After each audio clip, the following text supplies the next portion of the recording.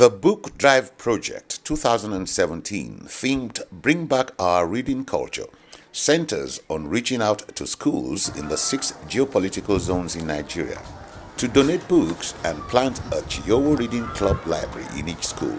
It was a huge uphill task because first of all we had to map out the schools, then do a needs assessment, get our donors on board, get people to try and sow into the ideas that we had, and also to ensure that the books that we wanted to donate were getting into the right hands and will be useful for the sole purpose of the children. So to monitor that, what we did in the schools that we had visited was to have a spelling bee competition and other activities. And the winner of the spelling bee competition became the library prefect for our reading club, and the second person became the assistant librarian.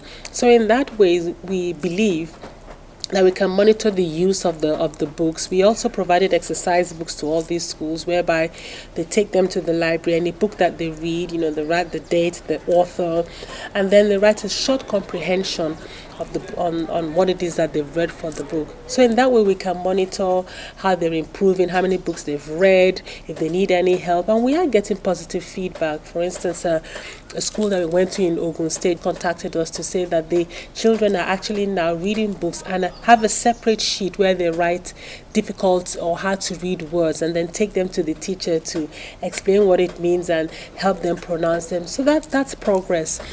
Some of these books, most of them that are here, are books that have been written by authors outside the country. We have books that are written by authors in Nigeria as well. But why we're focusing on this is because we want you to think outside. Yeah? Outside the box. Been to schools in Borno and Yobe as well, whereby they've been excited that we've managed to actually go to the northeast where not a lot of people are visiting because of the insurgency, and are appreciative that we've brought books into them. Again, head teachers, masters and principals have said they have librarians, they have the children that are the winners of our competitions to manage and man all this, and we have told them that the development partners we have on ground, like the Isaiah Ballard Foundation, Hope Interactive Foundation, the Northeast Consortium that we're liaising with, we've told them that they will be monitoring these. They'll go into these schools and have spot checks and make sure that these books are being read. Schools in Onitsha, in Asaba, Ugeli, we have Kodak, we have Range too, who have said they will go into these schools and make sure that the books are being used properly. Also in Abuja, we have a part of the ministry of that deals with gender issues, come on board, and they've said that they will also help make sure that these books are read properly, and make sure that the books are still in school, for the next time that we visit them.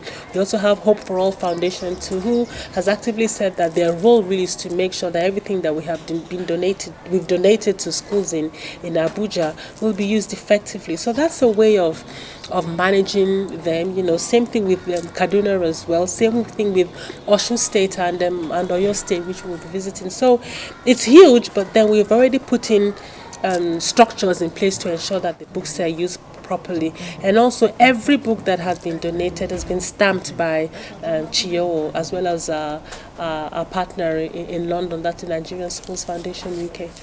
It would be nice if the government can also recognize what it is that we're trying to do, so that there can be a better synergy in enabling this to happen. Other obstacles that we have come across, which we have believed in our own little way, we have tried to surmount really is the children.